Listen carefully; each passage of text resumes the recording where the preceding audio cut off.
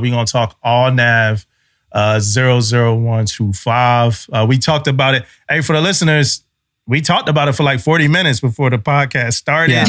Yeah. Just because I was trying to clarify some process stuff for myself, because sometimes the black and white of these NAV admins and ALNAVs, I'm an audiobook listener, right? So sometimes the black and white and these things confuse me with certain words and jargon. So,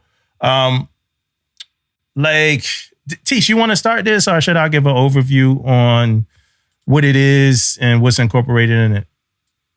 Yeah, you can just, you can do the overview. Tisha's like, you give an overview. Yeah, right. Yeah. You go ahead. And we'll jump in as needed. Yeah, we'll jump in. Yeah, you go ahead. Because I'm trying to get it all pulled up here. Yeah. All right. What I'm not going to do is go through the entire ALNAV. I'm saying that now, right? Yeah. Fucking. Yep. And then you 10 minutes later, all the time. D3 upon completion of. So at 1:30 EST AM, we're still working through that thing. Exactly. Yeah. Hey, so January 10th, SecNav issued ALNAV 00125, updates the policy governing investigation and handling of formal sexual harassment complaints. I'm not going to say that. That's just the statute, like the legal statute. And that was effective as far as 1 January. So formal substantiated complaints of sexual harassment are classified as covered offenses under the UCMJ. This change mandates that such complaints be referred to the Office of Special Trial Counsel for consideration, centralizing the authority to determine and dispose of these offenses. The policy emphasizes the Department of the Navy's commitment to fostering a safe and inclusive environment, urging leaders at all levels to model appropriate behavior and uphold high standards of dignity and respect. If I was to say it in my terms, it'd be that it's now covered under the UCMJ and it's treated more like sexual assault. If I was to say it in my terms, with the incorporation of the Office of Special Trial Counsel, NCIS, and stuff like that, right? Mm-hmm. All right, so I could kind of talk process for a little bit. I'll talk process for a little bit. So the first part of this, right, that I want to call out is, as I was reading this ALNAV, right? So if you're looking at the ALNAV, you go past the remarks and you go down to 2, that second line item there. It says, this ALNAV implements the requirements contained in reference A, establishing how formal complaints of sexual harassment will be processed effective 1 January 2025 and effective 1 January 2025, cancels ALNAV 02422. So I already knew. I'm like, all right, we're going to be podding, so let me see what 02422 is so I could do the background on that. I looked at 02422 right now. Mind you, remember, this is sexual, harassment ALNAV. And so we cancel ALNAV 02422, and that's the unclassified wireless network use and collateral classified spaces on that. So oops. I said, somebody fucked up on that. They didn't use ChatGPT. I mean, that's what. Yes, ChatGPT won't let that shit fly. Not at all. So somebody messed up. Hey, if you out there, did you catch it too? Oh man, did you dig that deep, as deep as I did, and catch that bullshit too? So the ALNAV, and I'm gonna always go to the one that got canceled, because I feel like I could learn from like, what did we like? What are we canceling out? You know what I mean? What were we thinking there that we're moving forward on? Yeah. Right. Now, hey y'all, now look. I guess whoever wrote this, is this one really canceling out that one? Because that's what you're telling me it's doing. So now can I go and use a wireless network in the collateral classified space if I want it? You know what I mean? Because you're telling me I can because of this sexual harassment ALNAV. Yeah, or you might have to go to NCIS and up to the next level commander with court martial authority to determine that. Yeah, so y'all need to, I don't know what y'all gonna do, man. It'd be funny if y'all really put some shit out and made that correction. Because you know how many people looked at that and reviewed it? Yeah. Yeah.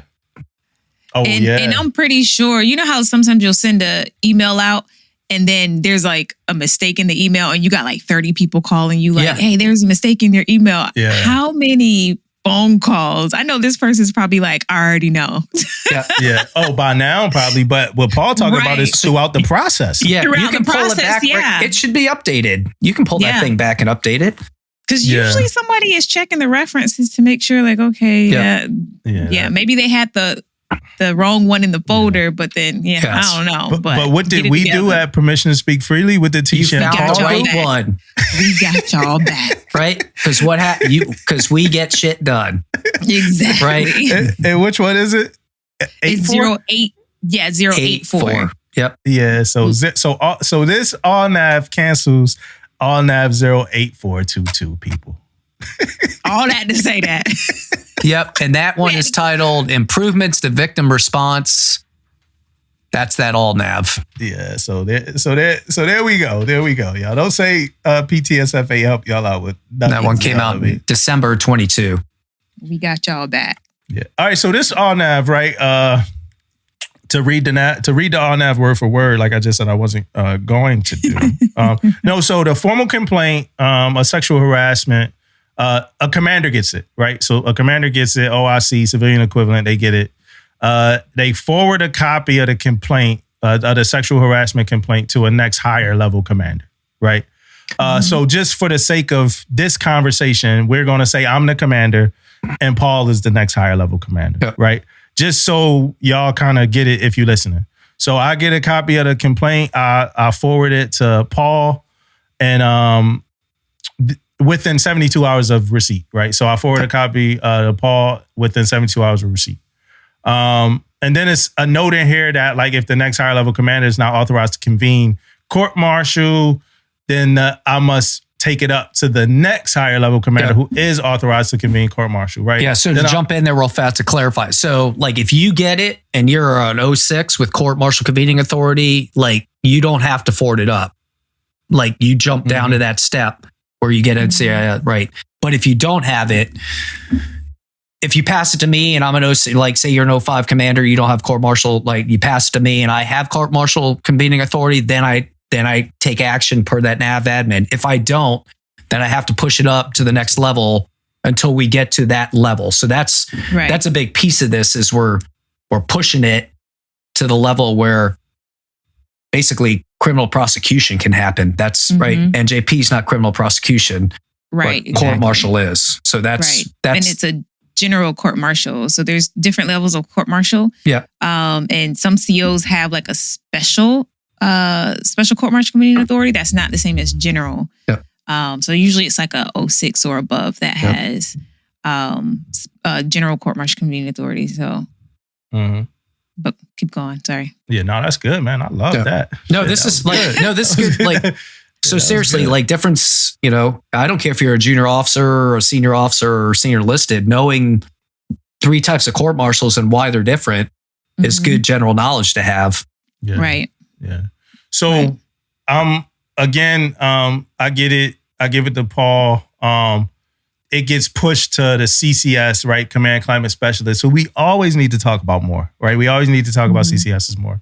And then if Marine Corps is the EAO, and then that document, you know, is, so we document that notification of the next higher level commander. So if I tell Paul, we document that, and I tell the CCS then documents that, you know, Paul was notified, and a report called the misconduct, in the tracker, the misconduct report incident tracker, right? The MRIT, which you was telling us a little bit about earlier, right, Tish? Right. So that's like a how they're reporting. I think I don't know if it's just, I think it would have just said sex related, but the whole purpose of it is to kind of track all of these misconduct reports, so that when you have these repeat offenders, like maybe someone reported something on a sailor, but you know, and there's no record of it anymore.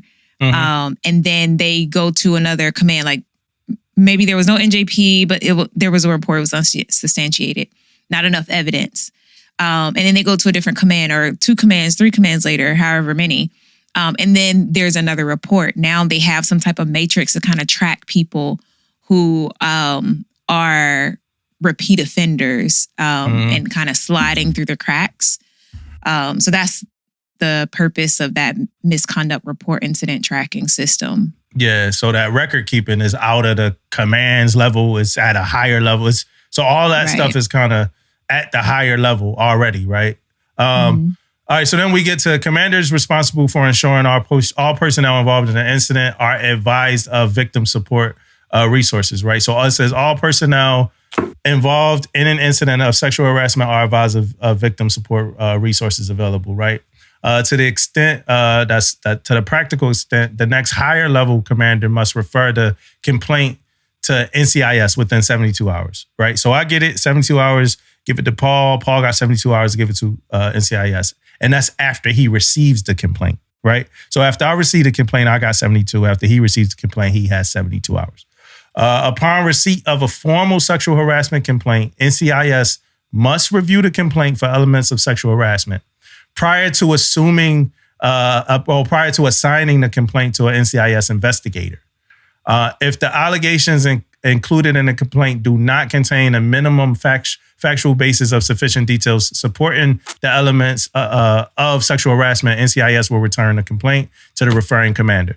Once returned, the complaint will no longer be considered formal sexual harassment, and the command can take appropriate actions not limited by the ALNAV.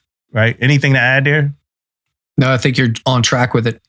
Okay. Mm-hmm. So NCIS then gives a copy of the completed report of the investigation to the next higher level commander who referred the complaint. So again, Paul gets it.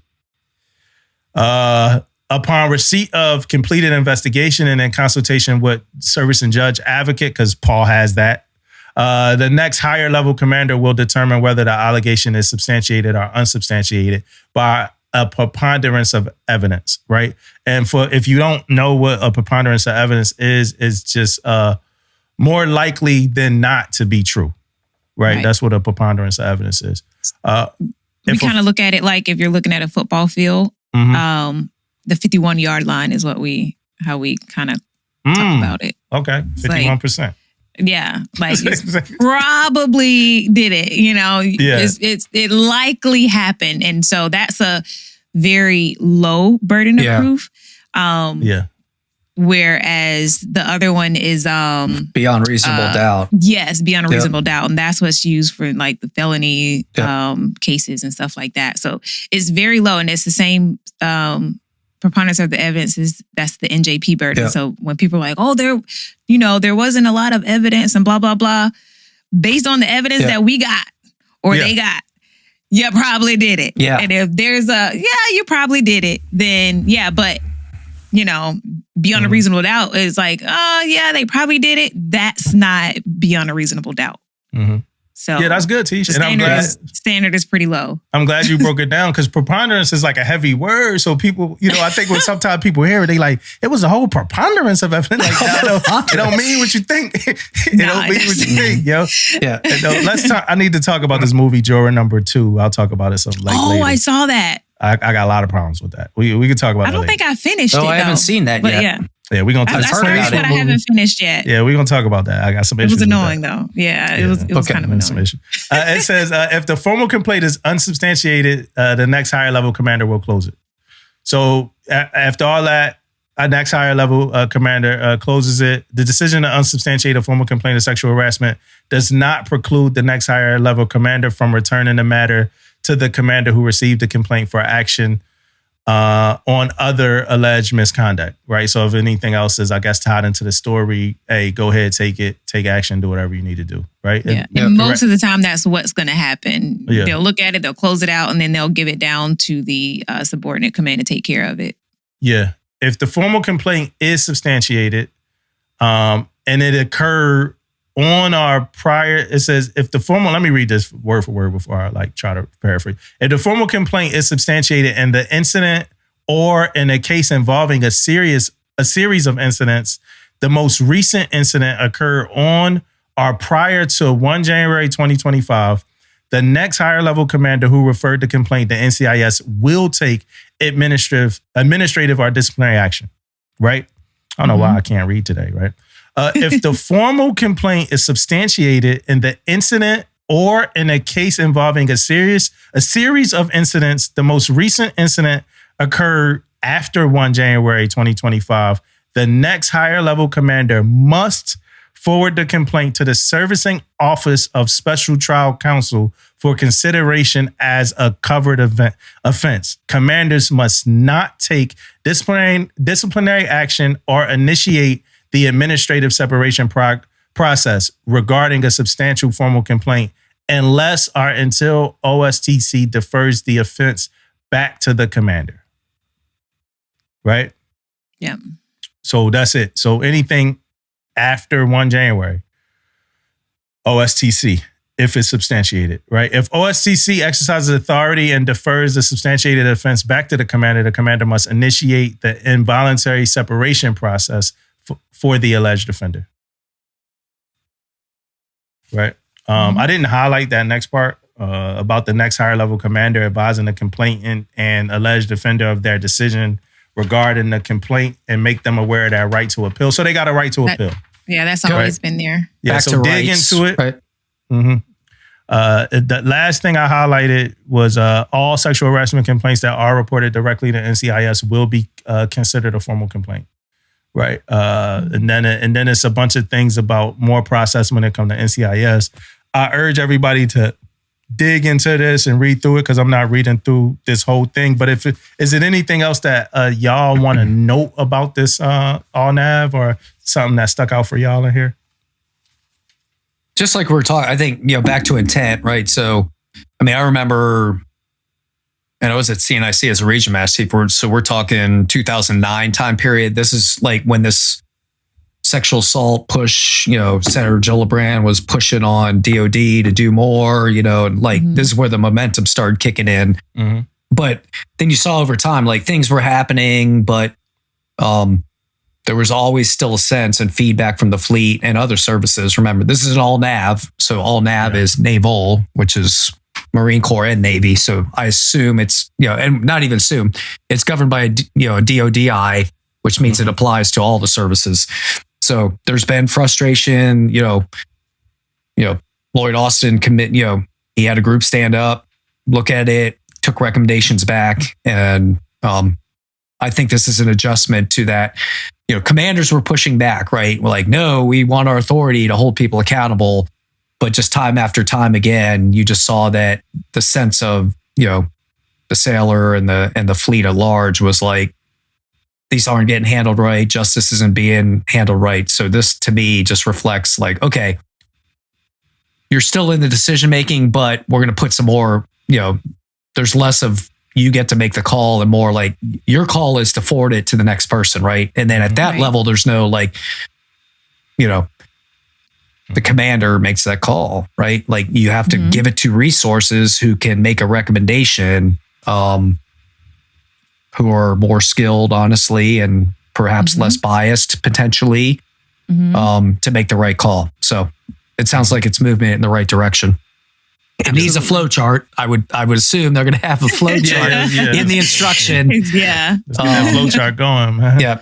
And I'm just glad I don't have to be on the receiving end of all the training that's going to happen and all the stuff for that. But yeah, I need that flow chart right now. Yes, yeah, I need it for sure. Yeah. You got anything else on that, Tish? No, I don't think so. Paul already hit on. He already hit on. I mean, I like it because, again, like Paul said, when you go back to the intent, you have something like sexual harassment. That's a serious. That's like a serious offense, and you have these JOs. No offense to JOs, but they just don't have the investigative training. You throw them a JAG man and you say, okay, go investigate. And they have to go and get statements and talk to these people. And it's such a sensitive topic. And then, they come and report back and you can see that there is some bias and, there's like a sense of, they didn't take my complaint serious. So that just removes, taking it out of the command's hand, just removes the perception of biasness. Yeah. And if so many people are saying that, this is their experience, then the truth is somewhere in there, Yep. And so I like the idea of it, moving it over to NCIS. it makes the process a lot longer. Yeah. But at least it's thorough. And it's more in line with how we treat sexual assaults, where we are getting NCIS involved. We're getting I'm used to saying real cell, but OSTC. Mhm. You know, we're getting the trial counsel involved, and they're looking at it and kind of determining, like, okay, do we have enough to possibly get a conviction at a court martial? Similar to what the district attorney would do, right? Exactly. Exactly. You bring it in and go, hey, this thing happened. Mm-hmm. The district attorney, before they decide to, what's that next term? I'm brain farted, but arraign, not even arraign, whatever it is. Like, hey, bring it, adjudicate it, right? Yeah, it's very similar to that path. Exactly. And if there's not enough, if it doesn't meet the elements, then NCIS is going to push it back. I do like that part of it also, where before they'll even get a whole investigation going, they're going to look to make sure that there's enough information there, to see if it's going to meet the standard of the elements of the offense. So that takes out a lot of, the process. It keeps it from, the process is going to be a long process now that we're getting NCIS and OSTC involved. To have to go through that long process and it doesn't even meet the elements of the offense is like, I love that they put NCIS right there, as like a stop. We have like, let's look at this and see if it even meets those requirements. And if not, let's push it down to the command so that the command can, discharge of it appropriately, rather that be, taking them to NJP for a lesser serious offense than sexual harassment. It could be, what was one of the ones I mentioned? Hostile work environment, or it could be involve fraternization. It could be conduct unbecoming. Exactly. Harassment. So one of harassment. Right. Well, that's still OSTC. That's still OSTC. Well, I think it's just sexual harassment, but it could be harassment, but not necessarily sexual harassment. Abuse of authority or whatever it could adultery. be. Right. The tack on. Right, yes. I will